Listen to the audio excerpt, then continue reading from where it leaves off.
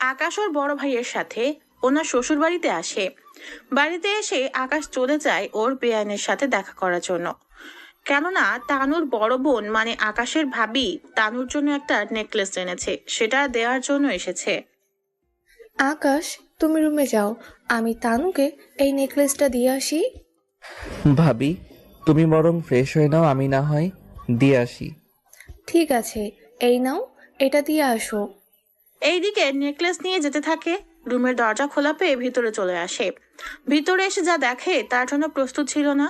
কেননা কিছুক্ষণ পরেই বাড়ির সবাই চিৎকার চেঁচামেচির শব্দ শুনে চলে আসে তানুর রুমে। এসে ওনারা দেখে তানুর জামা কিছুটা ছেঁড়া।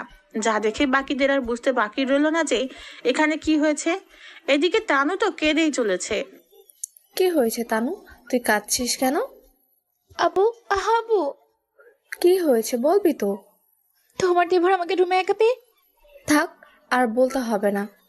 এদিকে সবাই তো ভাবতেও পারেনি আকাশ এরকমটা কিছু করবে। আবির, তোমার বাবা মাকে আসতে বলো এখানে। ঠিক আছে, আমি ওনাদের কল দিয়ে বলতেছি। ততক্ষণে আমরা এর পিছনে কিছু কাহিনী আমরা জেনে আসি। কিছুদিন আগে আকাশের বড় ভাইয়ের বিয়ে, সেজন্য ওর ভাইয়ের সাথে বিয়েতে যায় আর পরিবার ও সাথে কিছু আত্মীয় স্বজন। ওখানে কিছু বেআইনের সাথে পরিচয় হয় বিয়ের গেটে। কেননা গেটে তো টাকা ছাড়া ওরা ঢুকতেই দিবে না। শোনেন, আমি হচ্ছি বরের একমাত্র আদরের ছোট ভাই, সেজন্য আপনাদের যা বলার আমাকে বলুন। ও, তাহলে আপুর মুখে এই বাজরের কথাই শুনলাম। এই মেয়ে, তোমার সাহস তো কম না, তুমি আমাকে বাদর বললে? দেখুন বেন, আপনি যদি নিজেকে সত্যি মানুষ বলে মনে করেন তাহলে 1 লক্ষ টাকা দিয়ে তারপর আপনারা ভেতরে যেতে পারবেন। যদি মানুষ মনে না করি? তাহলে আর কি, বিনা টাকায় যেতে পারবেন, তবে একটা শর্তে, আপনাকে বাদরের অভিনয় করে দেখাতে হবে, তাহলে আমরা কোনো কিছু বলবো না। কি বলিস তোরা? তানুর কথায় বাকিরা তো হেসে দেয়। এইদিকে 1 লক্ষ বাঁচাতে আকাশকে যে বানরের অভিনয় করতে হবে চুপচাপ দেখে। কিরে, এখন কি করবি? দিয়ে দাও টাকা। এই বলে টাকা দিয়ে দেয়। টাকা পেয়ে ওরা তো খুশি হয়ে সব কাজ শেষ করে ওদের ভিতরে রুমে নিয়ে যায়। এরপর বিয়ের কাজ শুরু হয়। বিয়ে পড়ানোর সাথে খাবারের অনুষ্ঠানও শেষ হয়ে যায় কিছুক্ষণ পর। আচ্ছা, এবার দেখি তো টাকাগুলো ঠিক আছে কিনা। এই বলে তানু ওর বোনের সামনে প্যাকেটগুলো খুলতে থাকে। প্যাকেট খুলে দেখে সবই জাল টাকা। দেখছো আপু, তোমার দেবরের কাণ্ড, আমাকে জাল টাকা ধরিয়ে দিল। কি বলছিস তুই, দেখি তো। এরপর তানু আর ওর বোন দেখতে থাকে। আসলে এখানে ভাবি চরিত্রে যিনি আছেন উনি আসলে তানুর বড় বোন। সেজন্য আপনারা আবার গুলিয়ে যাইয়ে না। সেজন্য আপনাদের বোঝার সুবিধার্থে বলে দিলাম আগেই। সবটা জাল টাকা দেখে। আপু, তুমি এখানে থাকো, আমি ওই বেনকে সাহায্য করে আসি। দেখ, তুই কিন্তু ওর সাথে পারবি না। কেন আপু? কারণ আমি আবিরের মুখে শুনেছি আকাশ অনেক ব্রিলিয়েন্ট, তার সাথে অনেক চালাকও। এর সাথে আবিরও মাঝে মাঝে পেরে ওঠে না কথা দিয়ে, আর নাই চালাকি দিয়ে। কথাই না পারি, কিন্তু জব্দ তো করতে পারবো। ঠিক আছে, আগে দেখ কিছু করতে পারিস কিনা। তানু একটু পরে আকাশের সামনে আসে রাগী লোক নিয়ে। আকাশ তো দেখেই বুঝতে পেরেছে, তাও না বোঝার ভান করে বসে আছে। কি বিয়ান, কতক্ষণ আর দাঁড়িয়ে থাকবেন? আমার কোল কিন্তু ফাঁকা আছে, এভাবে দাঁড়িয়ে না থেকে বসে পড়লেই তো পারেন। ও তাই? তা আমার ভার সামলাতে পারবেন তো? কি যে বলেন না, 70+ কেজি লোহা যেখানে তুলতে পারি, সেখানে আপনার মতো এত হট বিয়ানকে না নিতে পারলে এই জীবনটাই যে বৃথা। আয় হায়, বিয়ান দিকে কোলে নেওয়ার জন্য আকুল হয়ে বসে আছেন। আপনার মতো বিয়ান থাকলে কে বা না চাইবে বলুন? তো এখানেই বসবো নাকি চিপায় যাবেন? ছি ছি বিয়ান, আপনি তো দেখি অনেক খারাপ। আমার মতো একটা ছেলেকে নিয়ে চিপায় যেতে চান? তাহলে কি রুমে যাবেন? আপনার মতলব তো ভালো না, কাজের কথায় আসেন। এরপর ওরা কাজের কথা সেরে নেয়। এইদিকে ওদের বাড়িতে যাওয়ার সময় হয়ে আসে। কিন্তু ওদের সাথে তানুও চলে আসে আকাশদের বাড়িতে। তানু তো বাড়ি দেখে অবাক। বিয়ান, আপনাদের বাড়িটা তো অনেক বড় আর সুন্দরও আছে। বাড়িটার ডিজাইন তো আমিই বানিয়েছি। কি বলেন? আমি যতদূর জানি আপনি বেকার, তাহলে ডিজাইন বানালেন কি করে? ডিজাইন বলতে বাসার ভিতরে কোনটা কোথায় রাখবো সেসব আমি ডিজাইন করেছি, এটাই আর কি। ইয়ার্কি মারার আর জায়গা পান না? হ্যাঁ, এখন আমার রুমটা দেখিয়ে দিন, আমি ঘুমাবো। যেই রুম ভালো লাগে ওই রুমে এসে শুয়ে পড়েন। সেটাই করবো। এইদিকে আকাশ তো চলে যায় বাসর ঘর সাজাতে।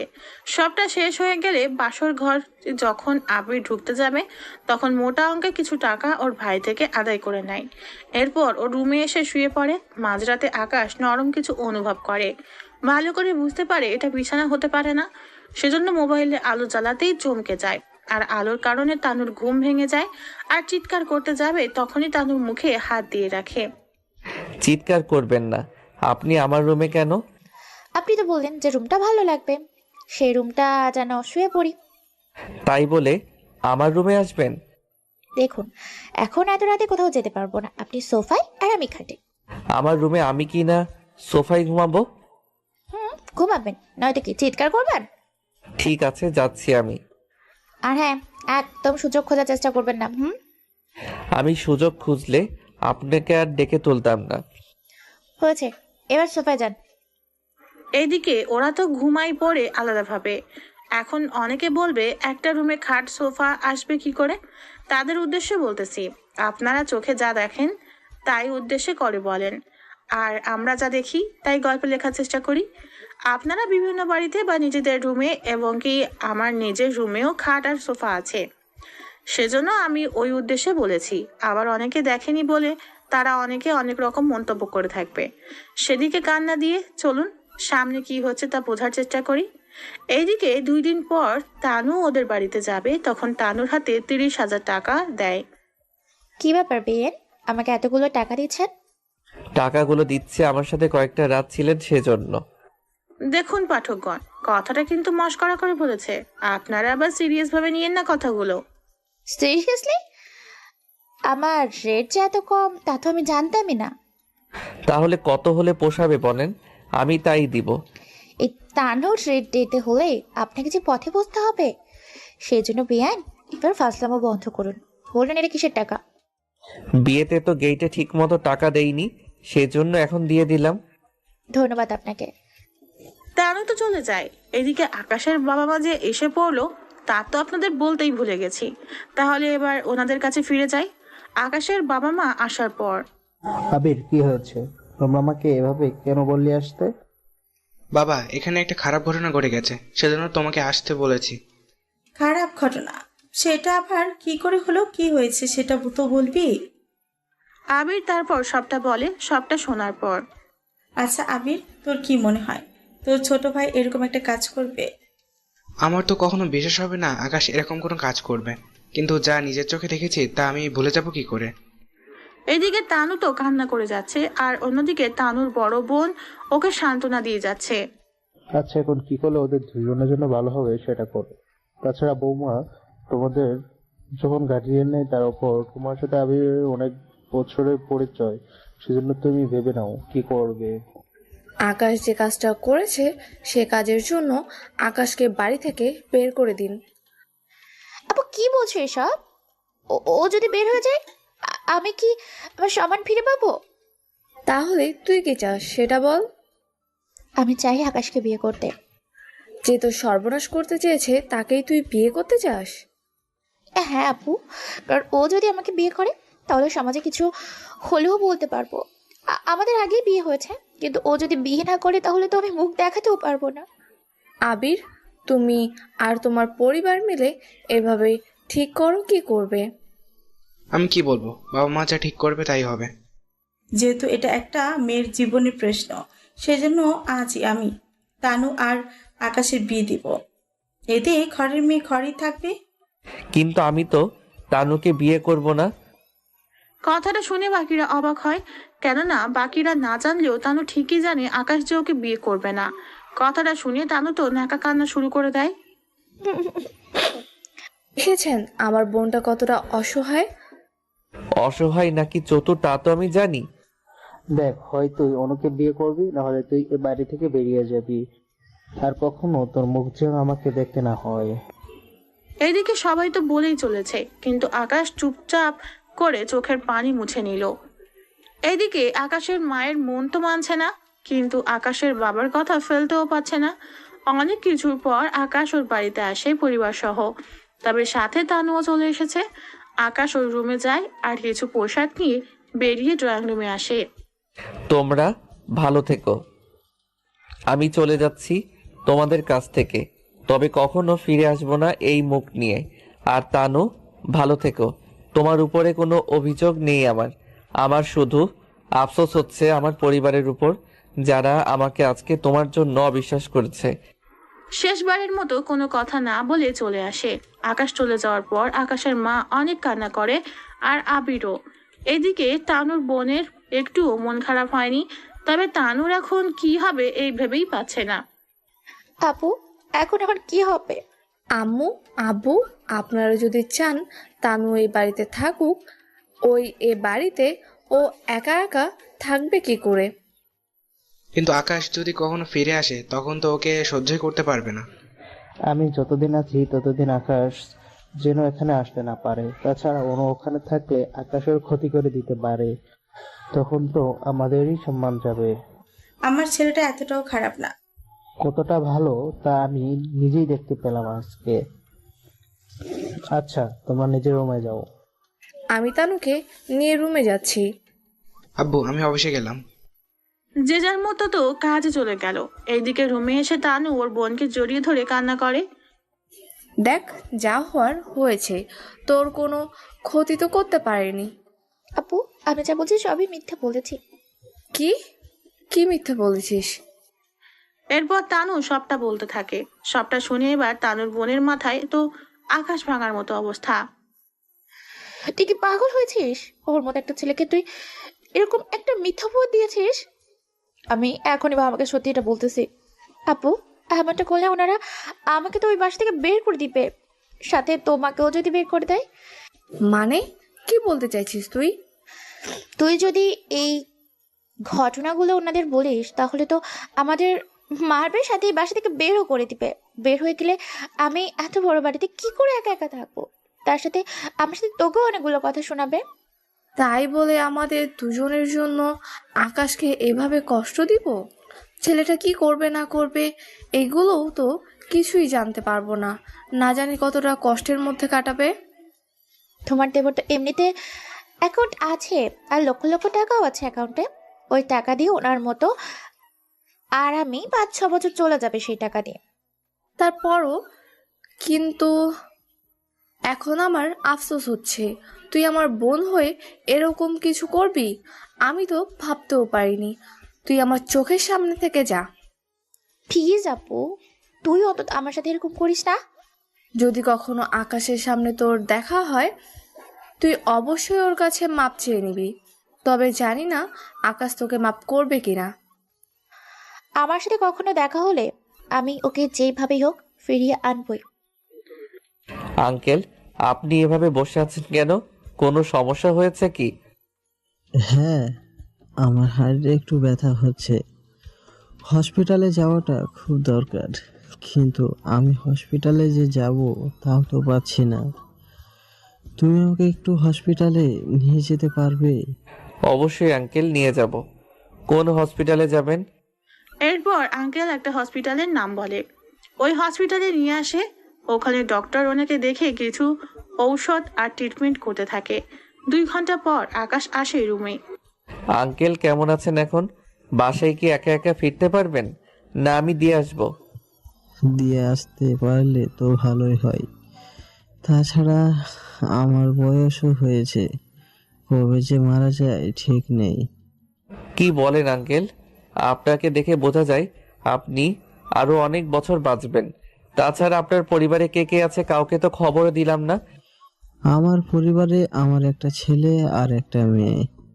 তাহলে ছেলেকে কল দিয়ে এখানে আসতে বলি। ছেলে তো এখন ছোট, ওর বয়স 13 বছর। কি বলেন? আর মেয়েটার? ও এখন অনার্স 3য় বর্ষে পড়ে। তাহলে ওনাকে আসতে বলি। তাছাড়া এতটা সময় চলে গেল, উনি তো খোঁজ খবরই নিল না। আমার তো ফোনই বন্ধ। এতক্ষণে হয় তো অনেক চিন্তা করতেছি। আমাকে তো বাসায় যেতে হবে, নয়তো ওরা আরো বেশি টেনশন করবে। তাহলে চলেন আপনাকে পৌঁছে দেই। আকাশ তো ওনাকে নিয়ে যেতে থাকে। অন্যদিকে চলুন আমরা অন্য কিছু দেখে আসি। দেখে আসি বলতে আঙ্কেলের ছেলে মেয়ে কি করতেছে তাই দেখে আসি। এইদিকে ইরা হচ্ছে আমাদের গল্পের নায়িকা। দেখতে বেশি সুন্দর না হলেও মুখটা অনেক মায়াবী। ইরাও সুন্দর, কিন্তু যতটা সুন্দর হলে অনেক ছেলেকে আকৃষ্ট করা যায় তার চেয়ে বেশি সুন্দর। এইদিকে ওর আব্বু বাসায় না আসাতে ওদের অনেক টেনশন হচ্ছে। আপু, আব্বু এখনো কেন আসছে না? আমার তো চিন্তা হচ্ছে। খারাপ তো আমারও লাগছে। কত করে বলেছি বিজনেস দেখার দরকার নেই, সবকিছু বিক্রি করে দিয়ে আমরা এখানেই জীবন কাটাই, না থাকবে কোনো প্যারা। কিন্তু কে শোনে কার কথা? কতবার বলেছি একটা বডিগার্ড রাখতে, তাহলে এত কিছু হতো না। কোনো কিছু হলে দেখে নিত ওরা। এখন কোথায় আছে, কি করতেছে কিছুই বুঝতে পারছি না। আপু, তুমি শুধু শুধু আব্বুকে বকতেছো। তুই আগে দেখ মা কি করছে। আব্বু এখনো ফেরেনি, যদি মা জানতে পারে তাহলে তো আজকে শেষ আব্বু। কথাটা শেষ না হতেই ইরার মা চলে আসে খাবার নিয়ে। ইরা, অভি, তাড়াতাড়ি করে খেতে আয়। আম্মু আমি রেডি খাওয়ার জন্য, কিন্তু কিন্তু কি? আমি কিন্তু সবার জন্য এভাবে আলাদা রান্না করতে পারবো না। আমি বলতে চেয়েছি আব্বু এখনো বাসায় ফেরেনি। কি, তোর আব্বু এখনো বাসায় ফিরেনি আর তোরা চুপ করে বসে আছিস? কল তো করেছি কিন্তু ফোন অফ। আম্মুর হয়তো মোবাইল কেউ চুরি করে কেউ নিয়ে গেছে। তোর বাবা কি বাচ্চা নাকি? মুফ মা তুমি চুপ করো তো, বাবা দেখবে চলে আসবে। অন্যদিকে সিএনজি থেকে নেমে আকাশ তো অবাক বাড়িটা দেখে, কেননা বাড়িটা কিন্তু অনেক সুন্দর। আঙ্কেল, এটাই কি আপনারা ভাড়ায় থাকেন? ভাড়ায় কেন থাকবো? এটা আমার নিজের বাড়ি। কি বলেন, এত বড় বাড়ি আপনার? তাহলে আপনার সাথে তো কিছু বডিগার্ড থাকার কথা আপনার খেয়াল রাখার জন্য, কিন্তু সেখানে তো। সব কথা কি এখানে বলবে নাকি ভিতরেও যাবে? ও হ্যাঁ, চলুন আঙ্কেল। ওনাকে নিয়ে দরজার সামনে এসে কলিং বেল দেয়। ওই তো তোর আব্বু এসে গেছে, যা দরজা খুলে দে। ইরা এসে দরজা তো খুলে দেয়। ওর বাবাকে দেখে খুশি হয়। আব্বু দাঁড়িয়ে আছো কেন, তুমি ভেতরে আসো। আমি তো একা আসিনি, সাথে আরো একজন এসেছে। কে এসেছে, বাবা? এরপর আঙ্কেল একটা পাশে সরে এসে দাঁড়ায়। ইরা তো আকাশকে দেখে অবাক হয়ে তাকিয়ে থাকে, কেননা আকাশকে দেখে যে কোনো মেয়েই প্রেমে পড়তে বাধ্য। আর আকাশও কম না, ইরার দিকে তাকিয়ে আছে অপলক দৃষ্টিতে। দুজনের মধ্যে কোনো কথাই নেই। তখন কি রে, এভাবে তাকিয়ে থাকবি নাকি মেহমানকে ভিতরে ডাকবি? ও হ্যাঁ, আসুন আপনি। আকাশ তো আঙ্কেলের সাথে বাসায় ঢুকে। এদিকে ইরার আম্মু রান্নাঘর থেকে জিজ্ঞেস করে, কিন্তু কোনো উত্তর না পাওয়ায় উনিও এবার ড্রয়িং রুমে এসে আকাশকে দেখে চমকে যায়। কি ব্যাপার, এ ছেলেটাকে? ও, তোমাদের সাথে পরিচয় করে দিই। এরপর উনি সবটা বলতে থাকে। সবটা শোনার পর ওনার পরিবারের সবাই আকাশকে ধন্যবাদ জানায়। আচ্ছা, ওর নামটাই তো জানা হলো না। আমার নাম পারভেজ হোসেন আকাশ। সত্যি আকাশ, তোমাকে যে কি বলে ধন্যবাদ দেব সে ভাষা নেই। তা তোমার পরিবারে কে কে আছে? আর এই ব্যাগটা কিসের? আসলে আমার পরিবারে কেউ নেই, আর আমি একটা বাসায় থাকি, ব্যাচেলর। ওই বাসা ছেড়ে দিয়েছি কিছু সমস্যার কারণে। পথে বাসা খুঁজতেছিলাম আর তখনই আপনাকে দেখলাম। আচ্ছা আঙ্কেল, আমি তাহলে এখন চলি, আপনার খেয়াল রাখবেন।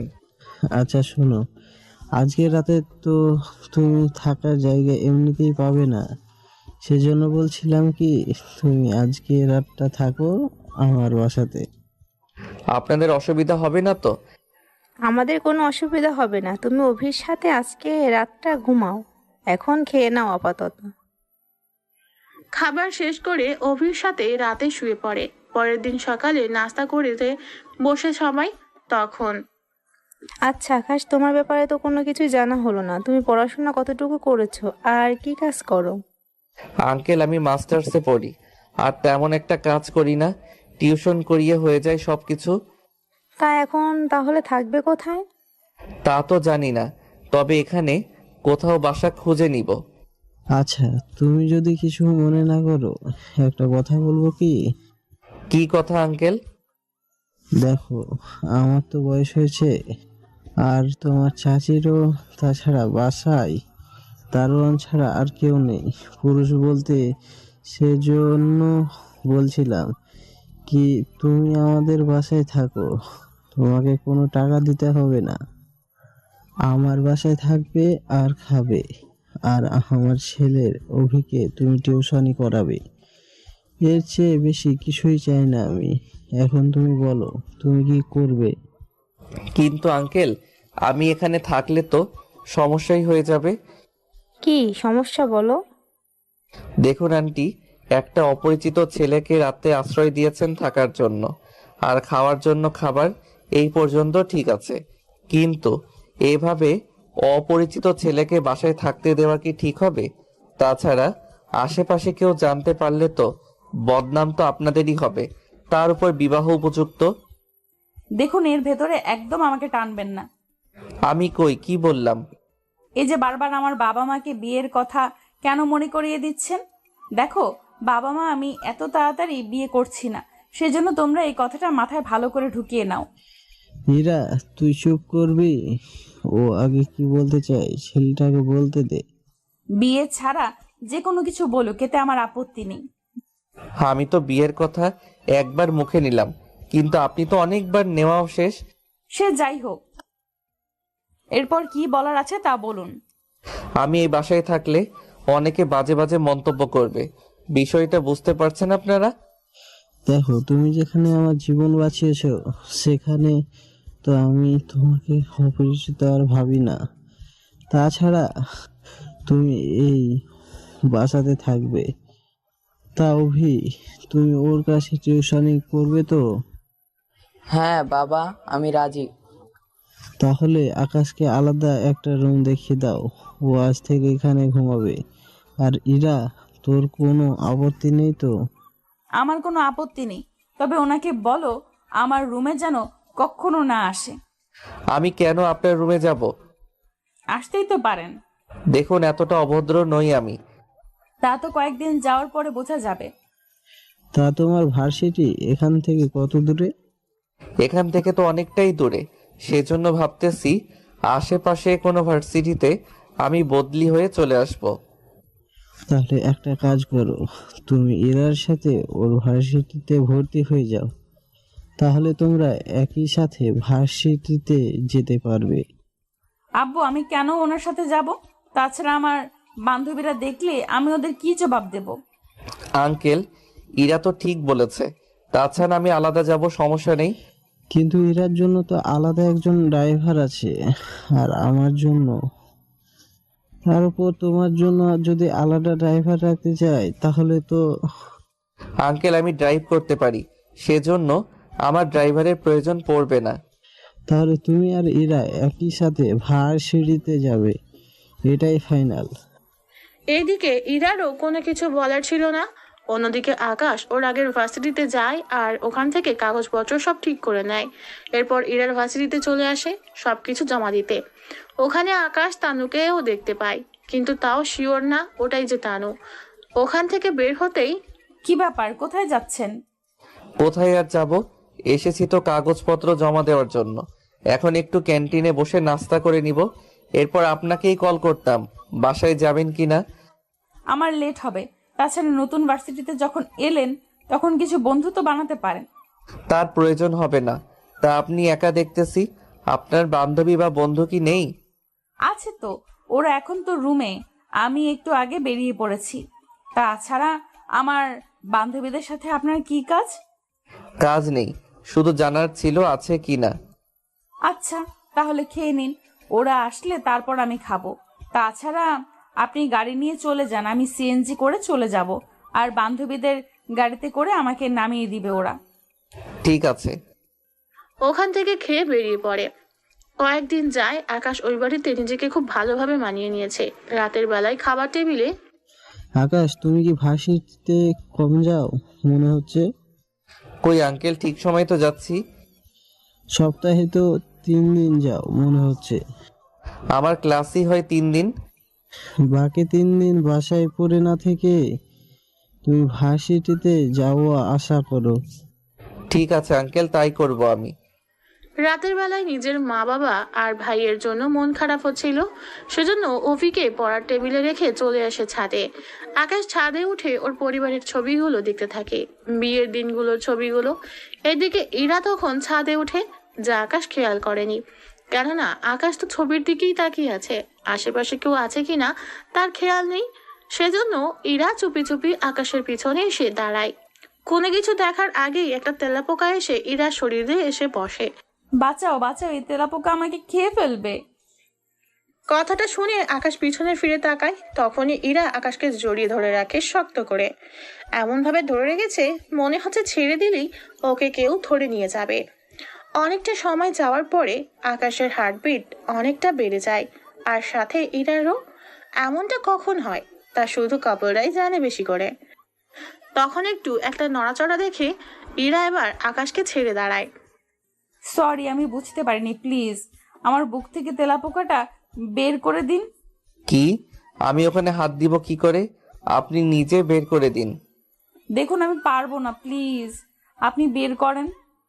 আমার যে হাত কাঁপছে। তাড়াতাড়ি করুন, নয়তো এটা আমাকে খেয়ে নিবে। এইদিকে তেলাপোকা এদিক সেদিক দৌড়াচ্ছে, আর আকাশ হাত দিয়ে তা খুঁজেও পাচ্ছে না। তার সাথে ইরা তো সুরসুরি লাগতেছে, আর লাগাটাই তো স্বাভাবিক। ইরা তো বলতে থাকে এদিকে ওদিকে, কিন্তু বেচারা আকাশ বুঝতেই পারে 3 মিনিট হয়ে গেল তাও খুঁজে পাচ্ছে না। খুঁজে তো পাচ্ছি না। ভেতরে তাকিয়ে দেখেন কোন দিকে আছে। মাথা কি গেছে? আমি একে তো হাত দিয়ে বড় অন্যায় করে ফেলেছি, এখন যদি ভিতরে তাকিয়ে দেখি তাহলে তো আমি নিজেই অজ্ঞান হয়ে যাব। অজ্ঞান হন আর যাই হন, আগে তেলাপোকা বের করে নিন। এরপর আর কি করার, জামার ভিতরে তাকিয়ে তেলাপোকা দেখতে পায় আর হাত দিয়ে বের করে আনে। আকাশের হাতে তেলাপোকা দেখে ইরা তো আবারও ভয়ে জড়িয়ে ধরে। ওটা হাতে না রেখে ফেলে দিন। ফেলে দেওয়ার পর ইরা আকাশকে ছেড়ে দেয়। এইদিকে এতক্ষণ কি হয়েছে ওদের মাঝে ইরার তো তা মনেই নেই। তেলাপোকা এত ভয় পান জানা ছিল না। কেন? না জেনে আর জেনে কি করবেন? না এমনিতে, তবে আমাকে দিয়ে এসব না করালেই পারতেন। দেখুন জীবন বাঁচানো আগে, তাছাড়া যাই হয়েছে আপনিও ভুলে যাবেন আর আমিও। তবে এই কথাগুলো কাউকে বলবেন না। আচ্ছা, আমি কি প্রথম ব্যক্তি যে ধরেছে আর দেখেছে? জি, তাছাড়া আমার কোনো ছেলে বন্ধুও নেই। আমি আজ পর্যন্ত কোনো ছেলের হাত ধরিনি, কিন্তু আজকে একটা তেলাপোকার জন্য আপনার সাথে ওইগুলো করতে হয়েছে। সেজন্য ভেবে নিয়েন না আমি ইচ্ছে করে করেছি।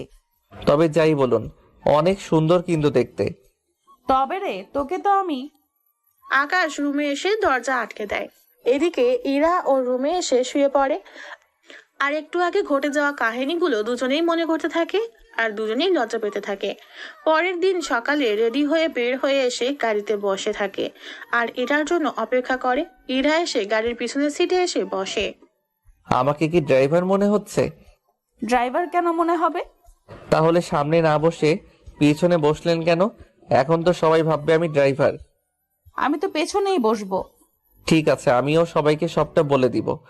সবটা বলতে? গতকাল রাতের অনুভূতি, দেখা আর স্পর্শগুলোর কথা। তোমার কি মনে হয় তোমার এই কথাগুলো কেউ বিশ্বাস করবে? বিশ্বাস না করলেও প্রমাণ তো দেখাতে পারবো। কি প্রমাণ? তাছাড়া ভিডিও আছে, আর চোখে যেটা দেখেছি ওটার প্রমাণ তো। চুপ করবে?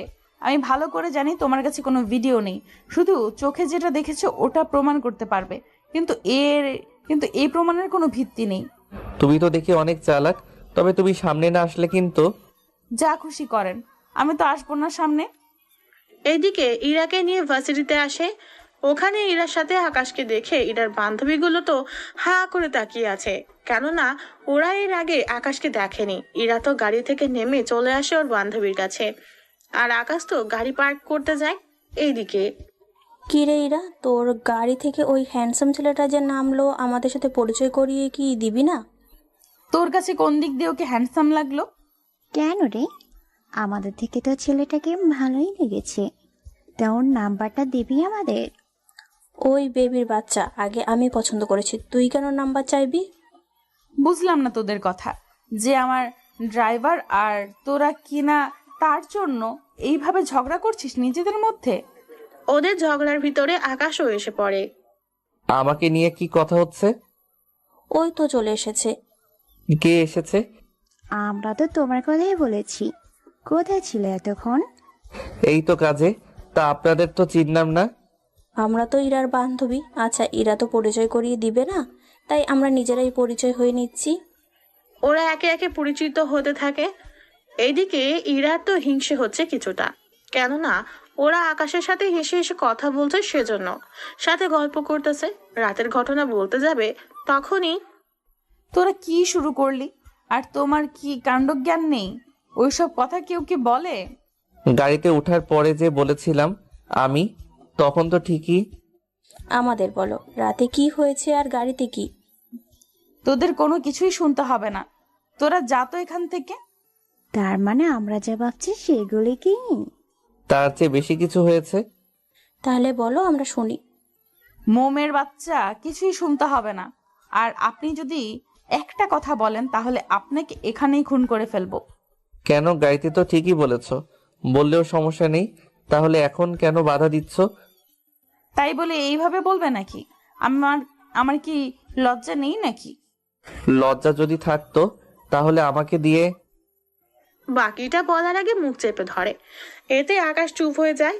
ওরা কিছু ঘন্টা পরে চলে আসে ওখান থেকে। কিছুদিন পরে আকাশের কথা ওর মায়ের অনেক মনে পড়ে, সেজন্য কল দেয়। কল রিসিভ করতেই, কেমন আছিস তুই? আমি আছি ভালো। তোমরা কেমন আছো? বাবা কি করে? তোকে ছাড়া কি আর ভালো থাকতে পারি? তুই ফিরায়। আমি যে তোকে ছাড়া থাকতে পারছি না। তোর বড় ভাই তোকে অনেক খুঁজেও পাচ্ছে না। কোথায় আছিস তুই? আমাকে বল, আমি তোর সাথে দেখা করব। না মা, তুমি যে আমাকে কল দিয়েছো, বাবা জানতে পারলে তোমাকে অনেক কথা শোনাবে। কিচ্ছু হবে না, তুই ফিরে আয় বাসায়। আমি তোর বাবাকে সবটা বুঝিয়ে বলবো, তাও তুই ফিরে আয়। কোন মুখে আসবো? দেখ, আমি জানি তুই কিছুই করতে পারিস না, সেই জন্য তুই ফিরে আয়। তোর ভাইয়া ঠিক মতো খাবার খায় না। তা ভাবি কি করে?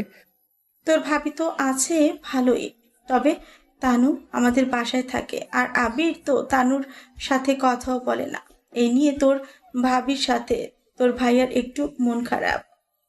ভাইয়া তানুর সাথে কেন কথা বলছে না? কারণ তোর ভাইয়ার বিশ্বাস তুই কিছুই করতেই পারিস না, সেই জন্য তানু। সাব্বির কখনো ভাবিনি যে এখানে এসে নীলার সম্পর্কে এরকম কথা শুনতে হবে। তো বর্তমানে ফেরা যাক। সাব্বির মারিয়ার মুখোমুখি বসে আছে। ও কি বলবে ভেবে পাচ্ছে না। হঠাৎ মারিয়া বলতে আরম্ভ করে, আর তুমি সেই সাব্বির যার সাথে আমার বোন এরকম করেছিল। এটা জানার পর থেকে লজ্জার জন্য আমি তোমার সামনে আসতে পারিনি। আমি আমার বোনের কাজের জন্য আমি তোমার কাছে ক্ষমা চাচ্ছি। নীলা যেটা করেছে তোমার সাথে সেটা হয়তো ক্ষমার অযোগ্য। এমনকি সেদিন হসপিটালেও এই জন্যই তোমার সামনে যেতে পারিনি। আরে না না, তোমাকে মাপ চাইতে হবে না। তোমার আর তোমার বোনের মধ্যে আকাশ পাতাল তফাৎ।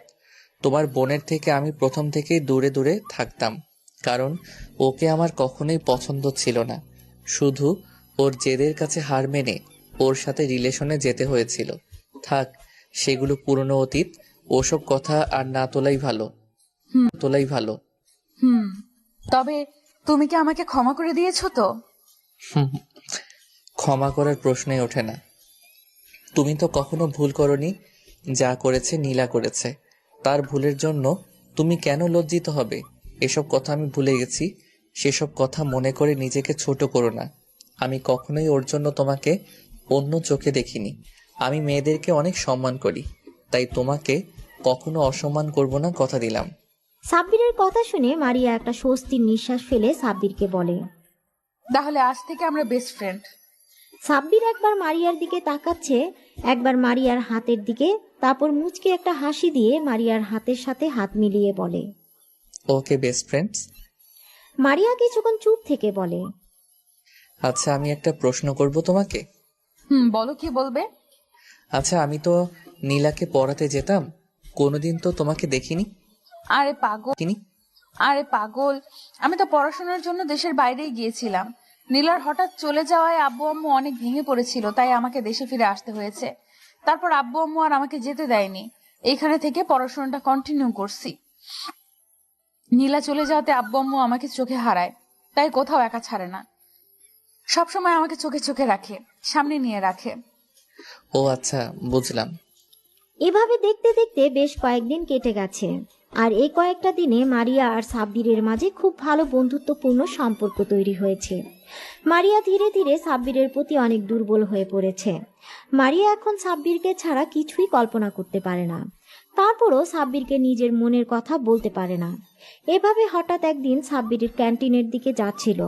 ঠিক সেই সময় কোথা থেকে একটা মেয়ে সাব্বিরের বলে চিৎকার করে ছুটে এসে ওকে জড়িয়ে ধরে। মেয়েটার এমন কর্মকাণ্ডে সাব্বির তাল সামলাতে না পেরে দু কদম পিছিয়ে যায়। তারপর নিজেকে সামলে নিয়ে জড়িয়ে ধরা মেয়েটিকে দেখার চেষ্টা করে, কিন্তু মেয়েটার মুখ দেখতে পাচ্ছে না, কারণ মেয়েটা ওর বুকে মুখটা গুজে রেখেছিল। সাব্বির মেয়েটাকে জোরে করে সরিয়ে নিয়ে দেখে এটা আর কেউ না, ওর কাজিন তিন্নি। তিন্নিকে দেখে সাব্বির ভুরু কুঁচকে তাকায়। তিন্নি মুচকে একটা হাসি দিয়ে বলে, কেমন আছো সাব্বির ভাইয়া? কিরে, তুই এখানে কি করে এলি? তুই না দেশের বাইরে ছিলি, তাহলে দেশে ফিরলি কবে? ভাইয়া, আমি আজকে দেশে ফিরেছি আর এসে তোমার সাথে দেখা করতে চলে এসেছি। তুমি খুশি হওনি আমাকে দেখে? খুশি হয়েছি, আর অবাকও হয়ে গেছি। হঠাৎ তোকে দেখে ঘাবড়ে গিয়েছিলাম। কিন্তু তোমাকে দেখতে তো মনে হচ্ছে না তুমি খুশি হয়েছো, মনে হয়েছে আমার উপরে বিরক্ত হচ্ছ। পাগলি, আমি এতদিন পর আমার পিচ্চি বোনটাকে দেখতে পেলাম, আর আমি খুশি না হয়ে থাকতে পারি? আচ্ছা, এখন আর মুখ ভার করে থাকিস না, চল তোকে আমার ভার্সিটিটা ঘুরিয়ে দেখাই। সাব্বির তিন্নিকে নিয়ে ভার্সিটির অন্য দিকটায় চলে যায়। ওরা যেতে মারিয়া আর ওর বান্ধবীগুলো আড়াল থেকে বেরিয়ে আসে। মারিয়ার বান্ধবীগুলো এতক্ষণ মারিয়াকে আটকে রেখেছিল, কারণ তিন্নি সাব্বিরকে জড়িয়ে ধরতে দেখে ও বেজায় রেগে গিয়েছিল। মারিয়া পারে তো এসে তিন্নিকে খুন করে। মারিয়া রাগে ফুঁসছে, কারণ সাব্বির অন্য একটা মেয়ের সাথে সময় দিচ্ছে। ও কোনো মতেই মেনে নিতে পারছে না সাব্বির অন্য একটা মেয়ের হাত ধরে ঘুরছে, হাসাহাসি করছে, ওকে জড়িয়ে ধরছে, এমনকি খাইয়ে পর্যন্ত দিচ্ছে। মারিয়া আরেক মুহূর্ত যদি এখানে থাকে তাহলে তন্নিকে ভস্ম করে দিবে। সাব্বির আর তন্নি ভার্সিটি থেকে চলে যাওয়ার উদ্দেশ্যে পা বাড়াতেই ওরা গিয়ে মারিয়ার সামনে পড়ে। মারিয়া খেয়াল করে মেয়েটা সাব্বিরের হাত ধরে রেখেছে। মারিয়ার আগুন চোখ সাব্বিরের দিকে তাকাতেই মারিয়াকে সাব্বির চোখের ইশারায় জিজ্ঞাসা করে কি হয়েছে, কিন্তু কিছু বলে না, মুখ ফিরিয়ে নেয়। কিছুক্ষণ চুপ থেকে সাব্বির বলে, পিচ্চি বোন, এটা আমাদের ভার্সিটির সিনিয়র আপু, আর ও আমার বেস্ট ফ্রেন্ড। আর মারিয়া, এই হচ্ছে আমার কাজিন তিন্নি। মারিয়া অন্যদিকে মুখ ঘুরিয়ে রেখেছিল। সাব্বিরের কথায় ওদের দিকে তাকায়। মারিয়ার রাগের কারণ হচ্ছে তিন্নি মারিয়ার থেকেও সুন্দরী, আর প্রতিটা মেয়ের জাতিগত অভ্যাস নিজের থেকে সুন্দরী কাউকে দেখলেই বিনা কারণে রেগে যাওয়া, তার উপরে আবার সেটা যদি নিজের প্রিয় মানুষের সাথে ঘুরোঘুরি করে। মারিয়া নিজের রাগটা কন্ট্রোল করে মুখে বলে, ভালোই তো। আসসালামু আলাইকুম আপু, কেমন আছেন? ওয়ালাইকুম আসসালাম, আলহামদুলিল্লাহ আমি ভালো আছি, তুমি কেমন আছো? জি আপু, ভালো আছি। তিন্নিকে মারিয়ার একটু সহ্য হচ্ছে না। তারপরও এটা ভেবে নিজের মনকে সান্ত্বনা দিচ্ছে যে মেয়েটা ওর থেকে সিনিয়র আপু।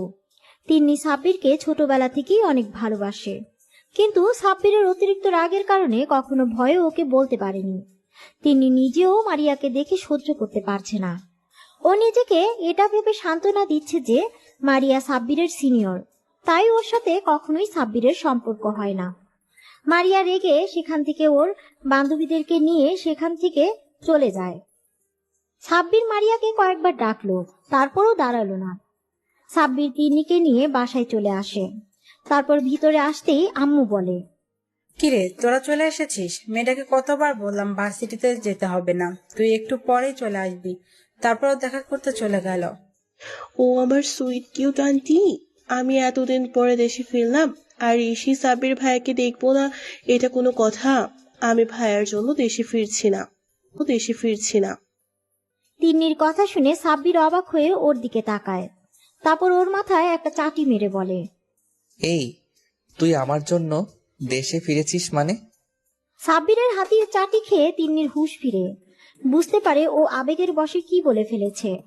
তখন তিন্নি জিহ্বায় কামড় দিয়ে বলে, ওপস, না কিছু না। কথাটা বলেই তিন্নি ছুটে নিজের রুমে চলে যায়। তিন্নির চলে যাওয়া দেখে আম্মু মুচকি হাসি দিয়ে বলে, পাগলি মেয়ে একটা। তিন্নির কথাগুলো সাব্বিরের কেমন জানি লাগলো। তারপরও বিষয়টাকে খুব বেশি পাত্তা না দিয়ে নিজের রুমে চলে যায়। রুমে এসে বিছানায় ধপ করে শুয়ে পড়ে আর ভাবতে থাকে যে মারিয়া তখন ওভাবে রেগে চলে গেল কেন। আচ্ছা, এই মেয়ে সবসময় এমন করে কেন? আমি যদি কোনো মেয়ের সাথে কথা বলি তাও রেগে যায়, আগুন চোখে তাকিয়ে থাকবে। কখনো কোনো মেয়ের সাথে ফ্রেন্ডশিপ করতে দেয় না, এমন কেন করে মেয়েটা? আর আজকে কিনা শেষমেশ তিন্নিকে আমার সাথে দেখেও রেগে গেল। ও গড, আমি পাগল হয়ে যাব। কথাগুলো ভাবতে ভাবতে সাব্বির ঘুমিয়ে পড়ে। দেখতে দেখতে আরো কিছুদিন কেটে যায়। এই কয়েকদিনে মারিয়া সাব্বিরের সাথে ভালোভাবে কথা বলেনি, আর সাব্বিরও মারিয়াকে সময় দিতে পারেনি, কারণ তিন্নি সবসময় ওর সাথে থেকেছে। তিন্নির কারণে সাব্বির মারিয়াকে একটা কলও দিতে পারেনি।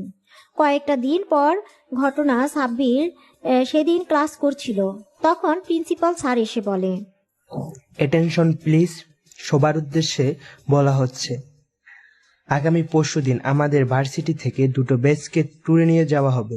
তোমাদের ব্যাচ আর তোমাদের সিনিয়র একটা ব্যাচকে সিলেক্ট করা হয়েছে। সময় হাতে কম, তাই ডিটেলস জানতে হলে অ্যাকাউন্টস থেকে জেনে নেবে। দুদিনের ট্যুর হবে আর তোমাদের সবাই ফ্যামিলি থেকে যে কোনো একজন মেম্বারকে সাথে করে নিয়ে যেতে হবে। যারা যেতে চাও তারা ফর্মালিটিস গুলো পূরণ করে নিবে। কথাগুলো বলে প্রিন্সিপাল চলে গেলে আর সাব্বির বেশ খুশি হয়ে যায়।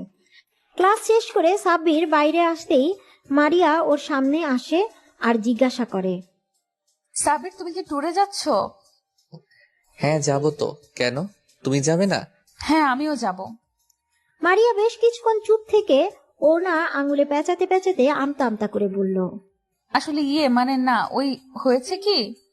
এমন সাপের মতো মোচড়ামোচড়ি করছো কেন? কি বলবে বলো।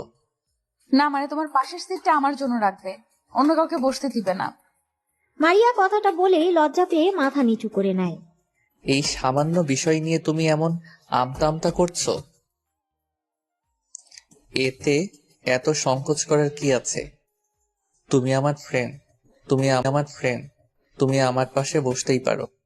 সাব্বিরের কথা শুনে মারিয়া বেশ খুশি হয়ে যায়, আর খুশির ঠেলায় হুট করে সাব্বিরকে জড়িয়ে ধরে গালে কিস করে দেয়। মারিয়ার কর্মকাণ্ডে সাব্বিরের চোখ বড় বড় করে মারিয়ার দিকে তাকায়, আর তাতে মারিয়া লজ্জা পেয়ে যায়। বুঝতে পারে কি করেছে। অতিরিক্ত খুশিতে এমন একটা কাজ করে ফেলেছে, কিন্তু এখন সাব্বিরকে কিভাবে বোঝাবে?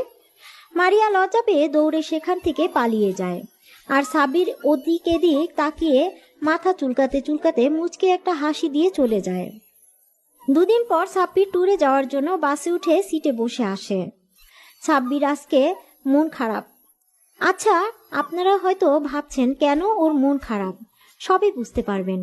তো যাওয়ার সময় হয়ে আসলে মারিয়া এসে সাব্বিরের পাশে বসতে গেলে তখনই কোথা থেকে তিন্নি এসে মারিয়াকে সরিয়ে দিয়ে সাব্বিরের পাশে বসে পড়ে।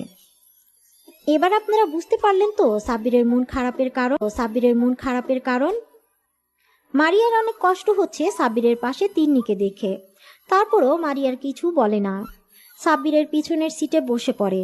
তিন্নি সাব্বিরের কাঁধে মাথা দিয়ে ওর একটা হাত জড়িয়ে ধরে চোখ বন্ধ করে নেয়, যেটা দেখে মারিয়া আর নিজেকে কন্ট্রোল করতে পারে না। ও কান্না করে দেয়।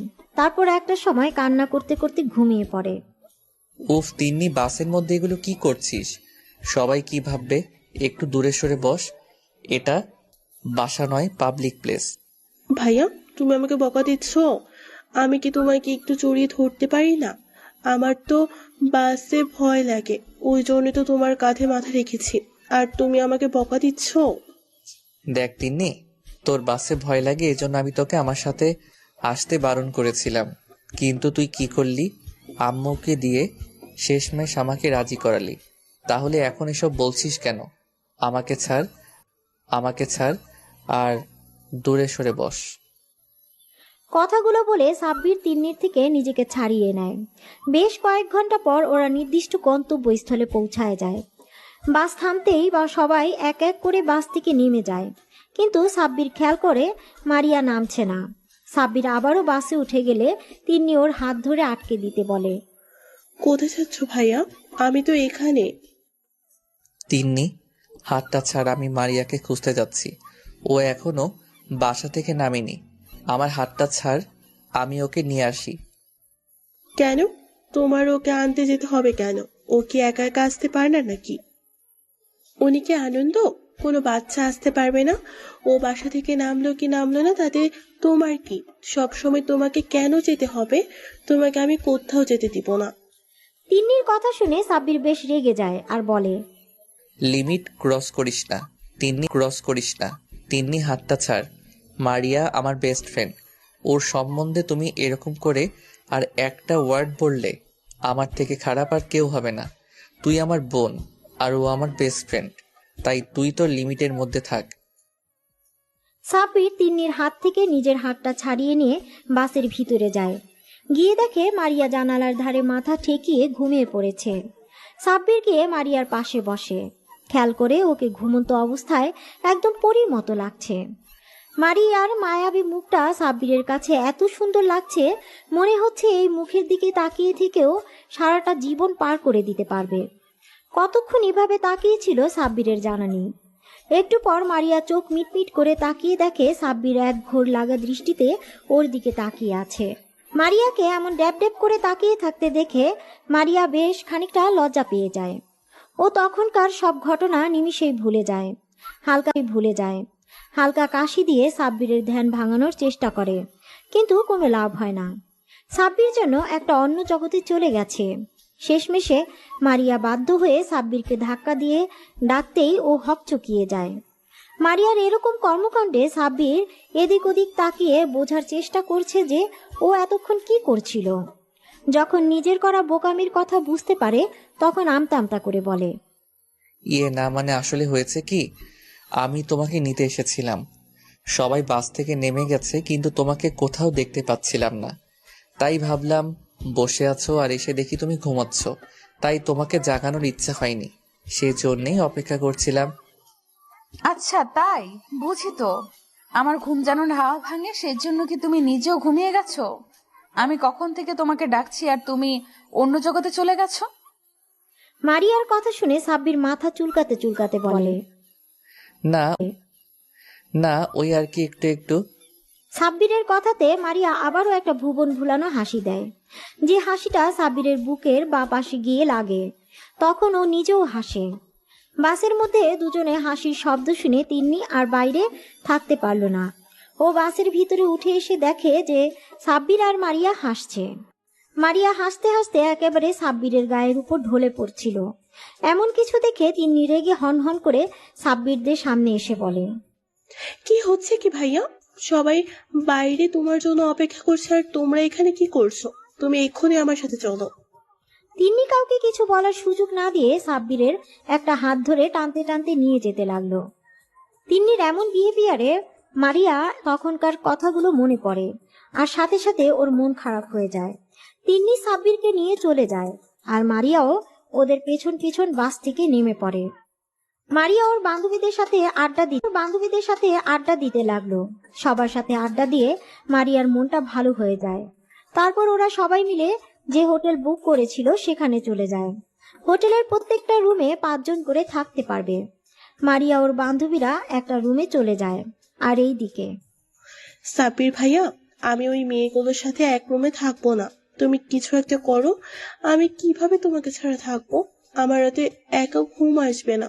আমি নতুন জায়গায় ঘুমাতে পারি না। নতুন জায়গায় একা একা থাকলে আমার অনেক ভয় লাগে। তিন্নির কথা শুনে সাব্বির রেগে গেল আর বলল, তিন্নি, তুই কি বলছিস এসব? তোর কি মাথা ঠিক আছে? তুই কি পাগল টাগল হয়ে গেলি নাকি? তুই কি ছোট বাচ্চা নাকি যে তুই আমার রুমে থাকবি? তোকে আমি আগে আসতে বারণ করেছিলাম, আর এখন এখানে এসে এরকম নাটক করছিস? এসব নাটক বন্ধ কর। তোকে কি একা একটা রুম দেওয়া হয়েছে যে তুই একা থাকতে ভয় পাবি?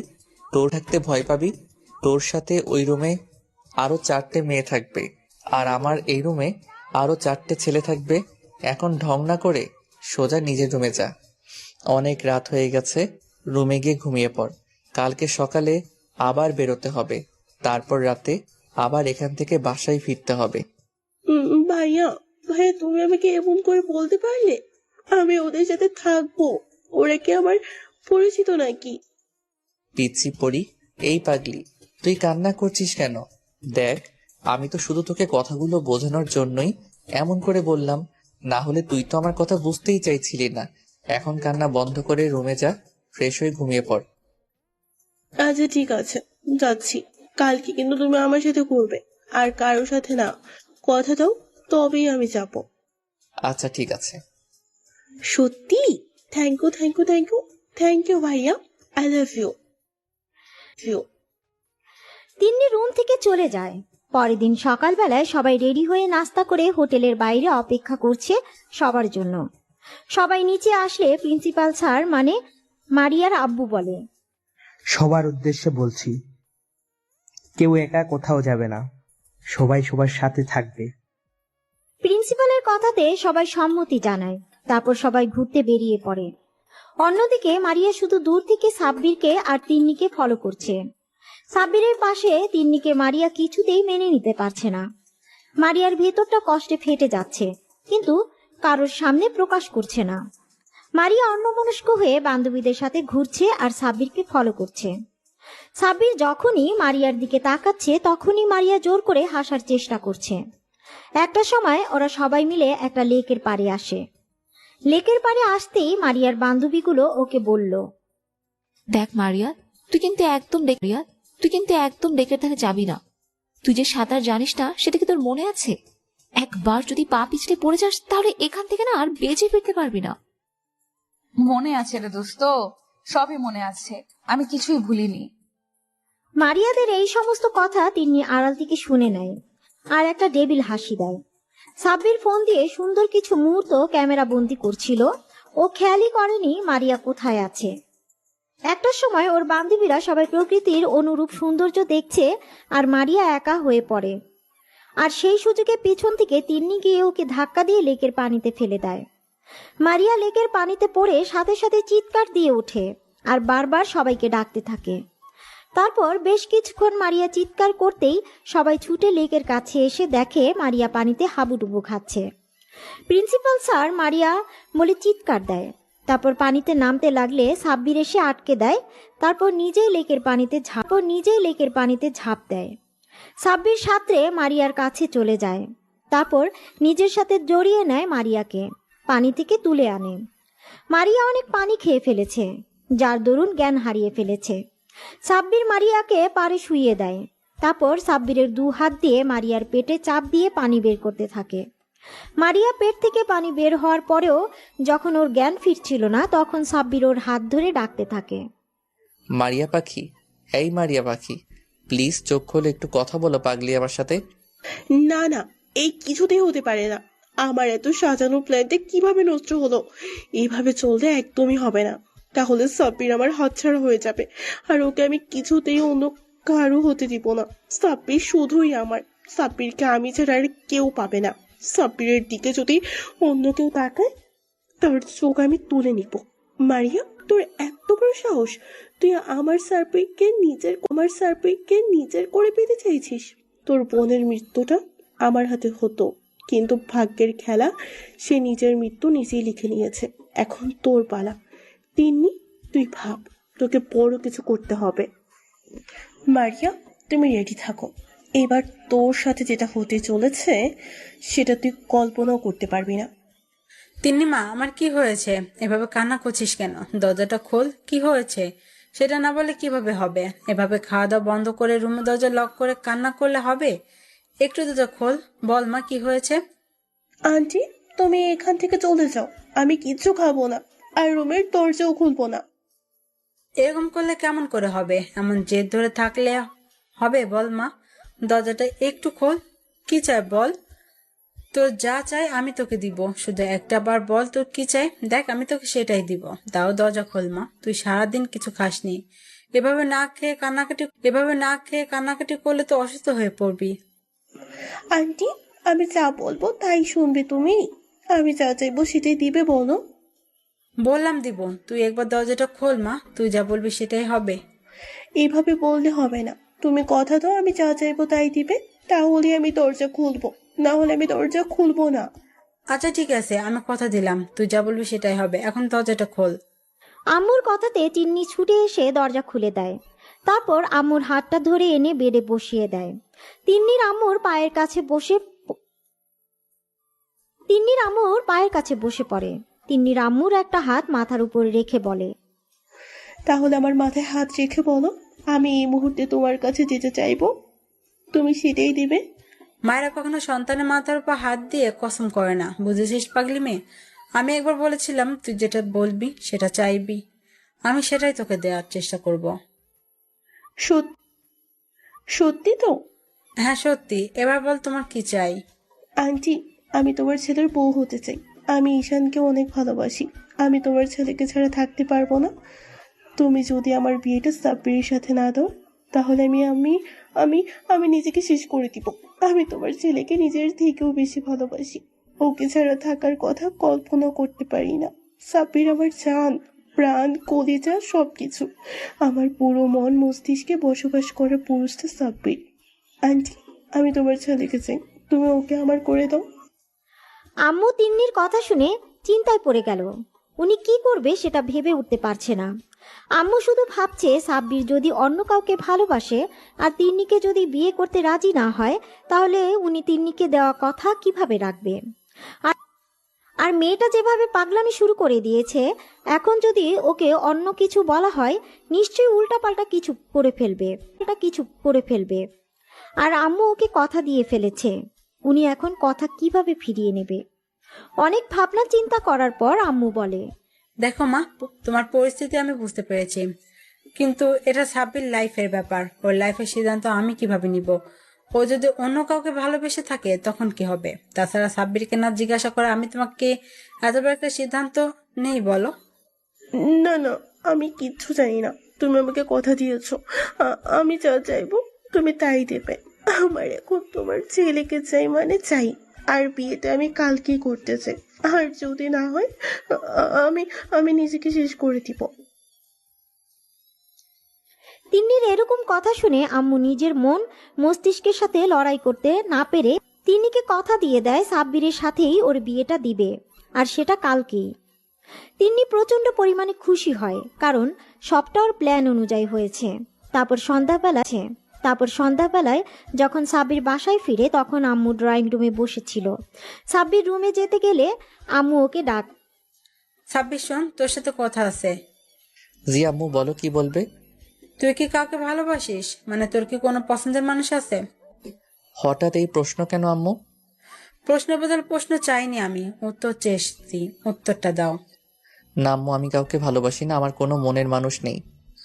জন্মের পর থেকে আমি তোর কাছে কখনো কিছু চাইনি। আজকে যদি তোর কাছে কিছু চাই বা তোর জীবনের সবচেয়ে বড় সিদ্ধান্তটা যদি আমি নেই, তাহলে তুই কি সেটা মেনে নিবি? আম্মু এইভাবে বলছো কেন? আম্মু, তুমি আমাকে পৃথিবীর আলো দেখিয়েছো, তোমার অধিকার আছে আমার সমস্ত বিষয়ে সিদ্ধান্ত নেওয়া। তুমি আর আব্বু ছাড়া আমার কে আছে বলো? তোমরা তো আমার পুরো পৃথিবী। তোমাদের জন্য কিছু করতে পারলে আমি নিজেকে ধন্য মনে করব। আম্মু, শুধু একবার বলো আমাকে কি করতে হবে বা তুমি কি চাও। তুমি যা বলবে আমি তাই শুনবো। আমি কথা দিলাম, তুমি যা বলবে আমি তাই শুনবো। এভাবে না, তুই আমার মাথায় হাত দিয়ে বল আমি যা চাইবো তাই দিবি।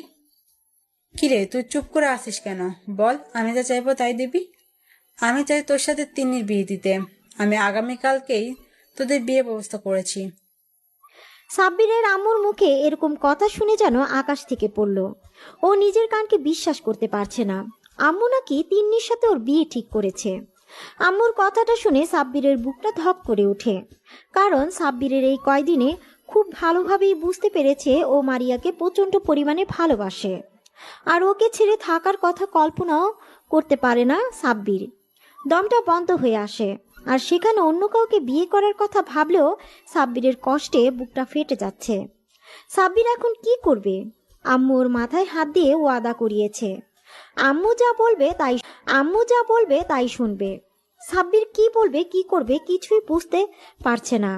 তারপর ও নিজেকে স্বাভাবিক করে নিয়ে বলে, আম্মু তুমি কি বলছো? তুমি জানো তিন্নিকে আমি বোনের নজরে দেখি, কখনো ওকে নিয়ে অন্য কিছু ভাবিনি।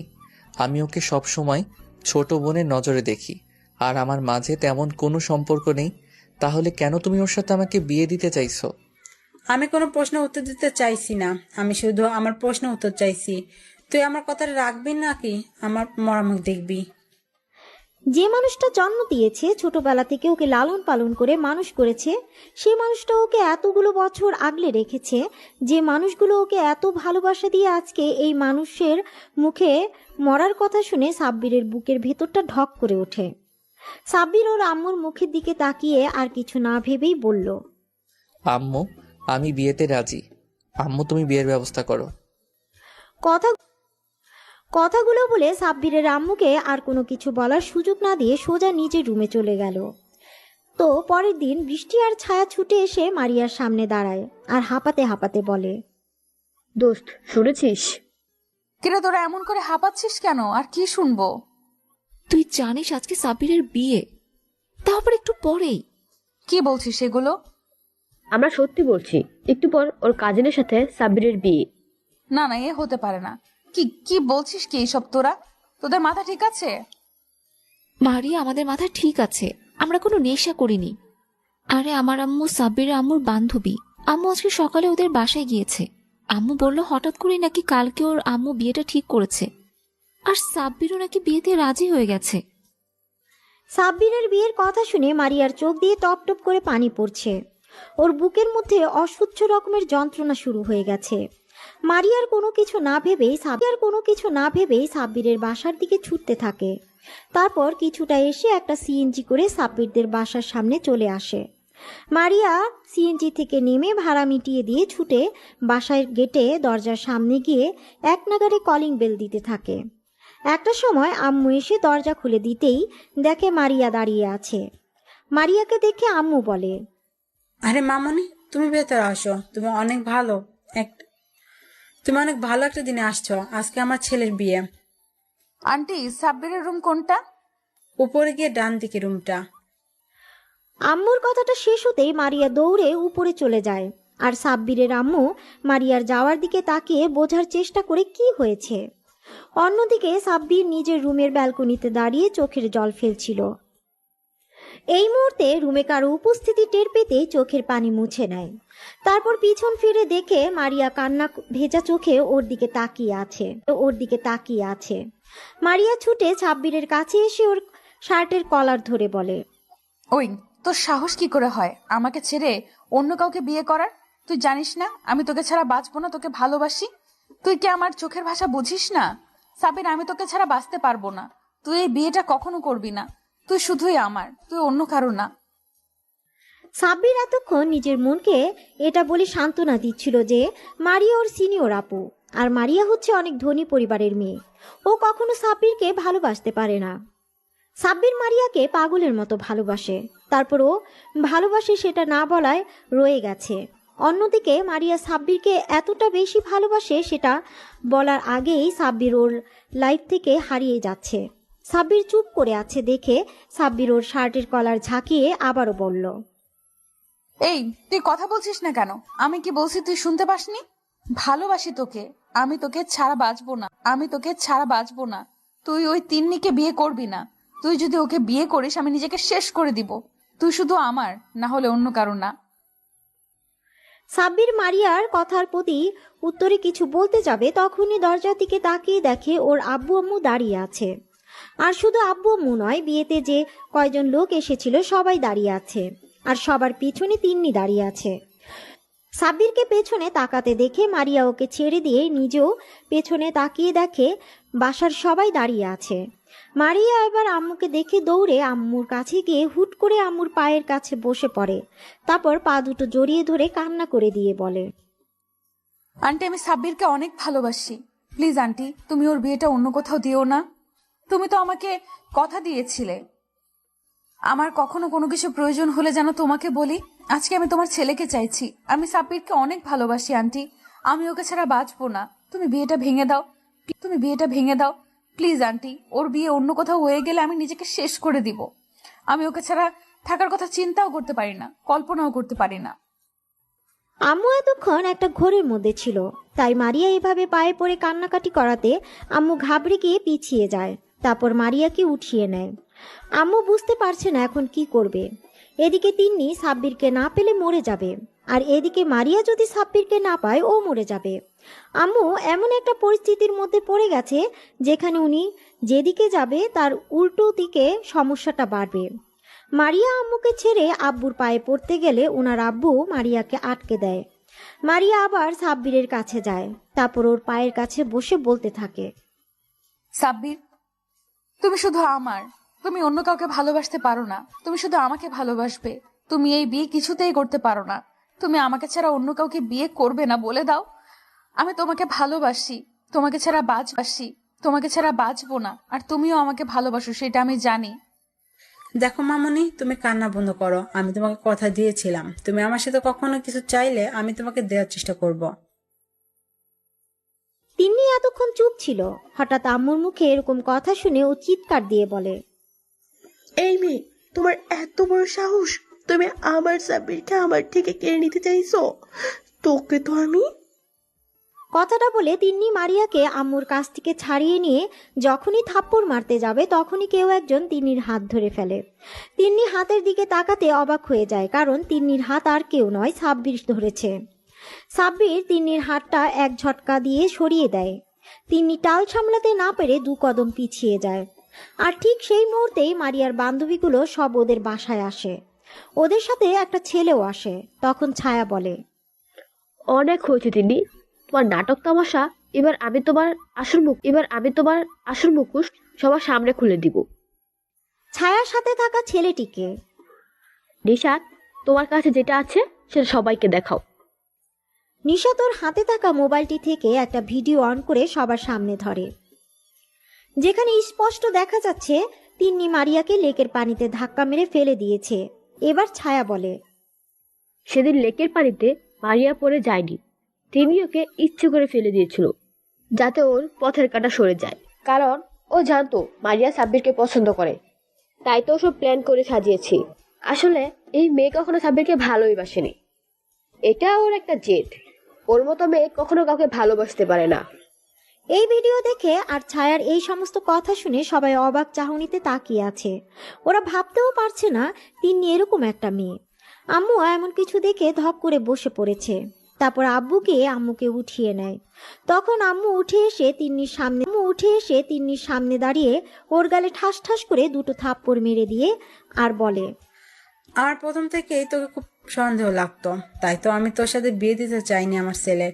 কিন্তু তুই যে এত বাজে একটা মেয়ে সেটা জানতাম না। এবার আম্মু সাব্বিরের সামনে যায়। তারপর সাব্বিরের গালে ঠাস করে 2 থাপ্পড় মেরে দেয় আর বলে, এই, তুই এখনো ওই পাথরের মূর্তির মধ্যে দাঁড়িয়ে আছিস? তুই জানিস না তোকে এখন কি করতে হবে? সাব্বির গালে হাত দিয়ে দাঁড়িয়ে আছে। ঠিক সেই মুহূর্তে আবারও বাসার সামনে পুলিশ গাড়ি এসে থামায়। তারপর কতগুলো পুলিশ বাসার ভিতরে ঢুকে তিন্নিকে অ্যারেস্ট করে নেয়। তিন্নি মারিয়াকে নয়, ওর বোন নীলাকে ধর্ষণের পেছনে দায়ী, আর সেটা সবাই পুলিশের থেকে জানতে পারলো। এবার আম্মু অবাক হয়ে বলে, তুই কখন পুলিশকে ফোন করলি? সাইড থেকে সাব্বুরের আব্বু বলে, এতক্ষণ তো তোমাদের নাটক তামাশা দেখছিলাম, আমি কিছুই বলিনি। তুমি আমার ছেলেকে তোমার মাথায় হাত দিয়ে কসম করালে, তাও আমি কিছু বলিনি। কিন্তু এখন তুমি আমার ছেলেকে মারলে কেন? পুলিশকে আমি ইনফর্ম করেছি আরো 1 ঘন্টা আগে, কারণ আমি আগে থেকে এই মেয়ের চরিত্র সম্পর্কে জানতাম। শুধু সম্পর্কের খাতিরে কিছু বলতাম না। কিন্তু যখন দেখলাম তুমি এই মেয়ের সাথে আমার ছেলের বিয়ে ঠিক করেছো, তখন আমি বিশ্বাস করতে পারছিলাম না। আমি বারবার ভাবছিলাম তুমি কিভাবে আমার ছেলের জীবনটা নষ্ট করে দিচ্ছ। তুমি একটাবারও আমাকে জানানোর প্রয়োজন মনে করোনি। তুমি এত সব সিদ্ধান্ত একাই নিয়েছো, তাও আমি কিছু বলিনি। কিন্তু এখন তুমি যে আমার ছেলের গায়ে হাত তুললে কেন, এসব আমি পরে দেখে নিব। তার আগে ইন্সপেক্টর ওকে নিয়ে যান। তখন সাব্বির পাথরের মূর্তির মতো চুপ থাকলেও ওর চোখে পানি গড়িয়ে পড়ছে। বুকের মাঝে চেপে বুকের মাঝে চেপে রাখা কষ্টটা আর দমিয়ে রাখতে পারেনি। মারিয়া এতক্ষণ অবাকের পর অবাক হচ্ছিল, কিন্তু হঠাৎ সাব্বিরকে কান্না করতে দেখে মারিয়ার বুকের ভিতর ধক করে ওঠে। ও ছুটে সাব্বিরের সামনে গিয়ে দাঁড়ায়। সাথে সাথে সাব্বির ওকে দু হাতে শক্ত করে বুকের সাথে জড়িয়ে ধরে কান্না করে দেয়। সাব্বির যেন ভুলেই গেছে যে রুমের মধ্যে সবাই আছে। তারপর একটা সময় মারিয়াকে ছাড়িয়ে নিয়ে ওর সারা মুখে পাগলের মতো চুমু খেতে থাকে আর বলতে থাকে, ভালোবাসি ভালোবাসি ভালোবাসি, অনেক ভালোবাসি তোমাকে। ওদের কাণ্ড দেখে আব্বু আম্মু আর মারিয়ার বান্ধবীরা সবাই একসাথে কাশি দেয়। আর বৃষ্টি বলে, আমরা কিন্তু সবাই এখানে আছি। যত ভালোবাসা আছে সব বিয়ের পর দেখিও, আমাদের সামনে দেখাতে হবে না। আমরা এখনো সিঙ্গেল, আমাদের কষ্ট তো একটু বোঝেন দুলা ভাই। কথাটা বলতেই সবাই একসাথে হেসে দেয়। তারপর সবাই ড্রয়িং রুমে এসে মারিয়ার আব্বু আম্মুর জন্য অপেক্ষা করে। কিছুক্ষণের মধ্যে মারিয়ার আব্বু আম্মু চলে আসে। মারিয়ার আব্বু আম্মুকে সবটা বলা হলে মেয়ের সুখের কথা ভেবে ওরা আর দ্বিমত করেনি। ওরা জানে সাব্বির যথেষ্ট ভালো একটা ছেলে, ওদের মেয়ের জন্য সুযোগ্য পাত্র। ওরা তো ওদের মেয়ের জন্য এমন একটা ছেলেই খুঁজছিল যে ওদের মেয়েকে প্রচণ্ড পরিমাণে ভালোবাসবে। সবার সম্মতি পেয়ে কাজীকে আসতে বলে। কাজী সাহেব, বিয়ের কাজ শুরু করেন, সাফল্যের জন্য করতে হবে। কাজী সাহেব বিয়ের কাজ শুরু করে। একটু পরে কাজী সাহেব মারিয়াকে কবুল বলতে বললে মারিয়া 3 বার কবুল বলে দেয়। তারপর কাজী সাহেব সাব্বিরকে কবুল বলতে বললে ও মারিয়ার দিকে তাকিয়ে 3 বার কবুল বলে দেয়। ওরা দুজন একটা পবিত্র বন্ধনে আবদ্ধ হয়ে যায়।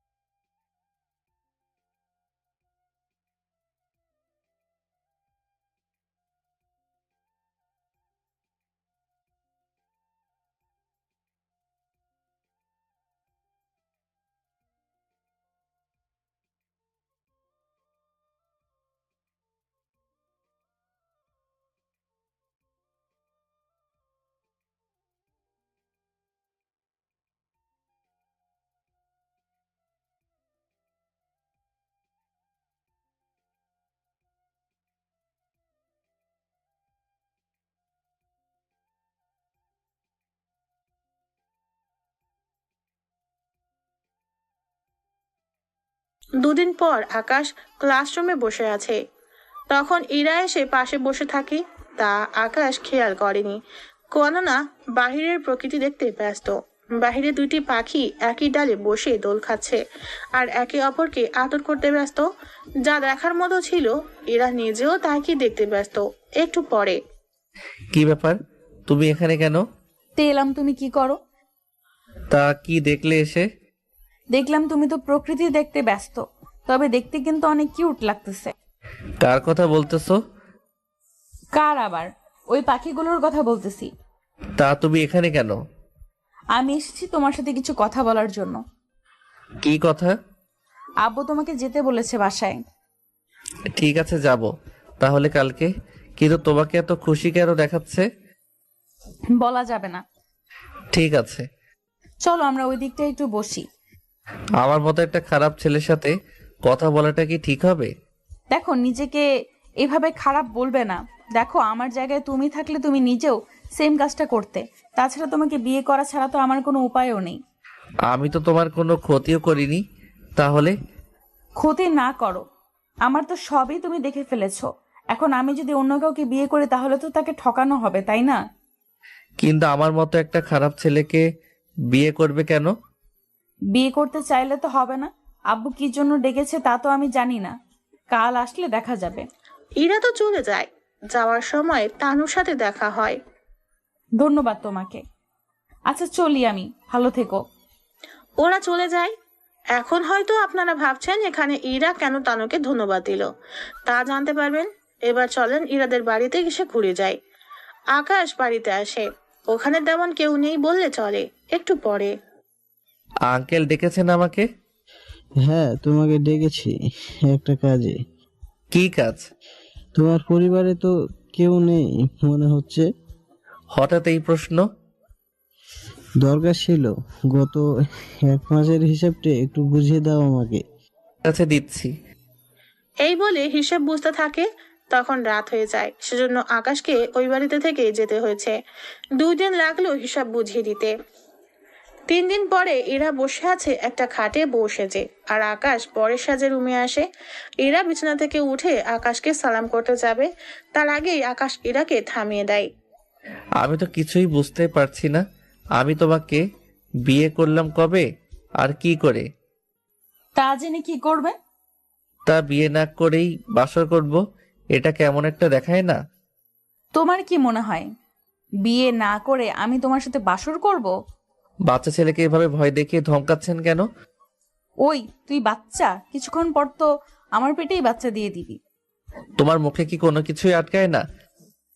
আটকালে তো আমি এইভাবে বউ সেজে বসে থাকতাম না। দেখো এমনিতেই অনেক মাস লেট হয়ে গিয়েছে, এবারে লেট করো না। আমি তো কিছুই বুঝতে পারছি না। তুমি কি সিরিয়াল দেখো না? ওখানে বাসরাতে কি কি হয় তা কি এখন তোকে আবার বলতে হবে? না, ঠিক আছে। এরপর শুরু করে বাকি কাজ। সে কাজের ডিটেলস আপনাদের জানতে হবে না। এইদিকে ওদের দিন কাটতে থাকে, কিন্তু এখনো আকাশ বুঝতে পারছে না ইরার পরিবার কেন আকাশের সাথে বিয়ে দিতে রাজি হয়ে গেল। এইদিকে 1 মাস পরে ইরা, একটা কথা বলবো কি? কি কথা বলো? তানুর সাথে তোমার কি আর কথা হয়েছে? কেন? একটু আগেও তো কথা হলো। কি তুমি তানুর সাথে যোগাযোগ করেছো? বারে, তানোর জন্যই তো তোমাকে বিয়ে করলাম আমি। আমার মাথায় তো কোনো কিছু ঢুকছে না। কোনো কিছু ঢুকাতে হবে না, এখন তুমি রেডি হয়ে নাও। আমি তোমাকে নিয়ে একটা বিয়েতে যাব। তার বিয়ে? তুমি বড্ড বেশি প্রশ্ন করো, তোমাকে জানতে হবে না, তুমি রেডি হয়ে নাও। এইদিকে কোনো পথ না দেখে রেডি হয়ে নেয়। কিছুক্ষণ পর ইরা আকাশকে ওদেরই বাড়িতে নিয়ে আসে। তা দেখে অবাক হয়ে যায়, কেননা আকাশ তো নিজেই কোনো কিছু বুঝতে পারছে না। আমরা এখানে কেন এসেছি? বিয়ের দাওয়াত খেতে। কার বিয়ে? কার আবার? তানুর বিয়ে। যাক, অবশেষে মেয়েটার বিয়ে হচ্ছে। হচ্ছে। এখন চলো ভেতরে। এদিকে ওরা ভিতরে যাওয়াতে আকাশের পুরো পরিবার তো অবাক হয়ে যায়, কেননা আকাশ প্রায় 2 মাস পর এসেছে এই বাড়িতে, তাও একটা মেয়েকে নিয়ে। সেজন্য কিরে, তুই এসেছিস কেন এখানে? তোকে দাওয়াত দিল কে? কত মাস পরে ছেলেটা এসেছে, ওকে ঢুকতে দিবি? তা না করে তুমি ওকে বকা দিচ্ছ কেন?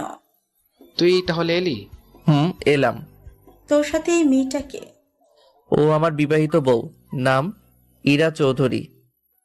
আকাশের কথায় বাকিরা তো অবাক হয়, তার সাথে ইরা নিজেও অনেক অবাক হয়, কেননা এখানে আকাশের যে সবাই পরিচিত হবে তা তো জানেই না।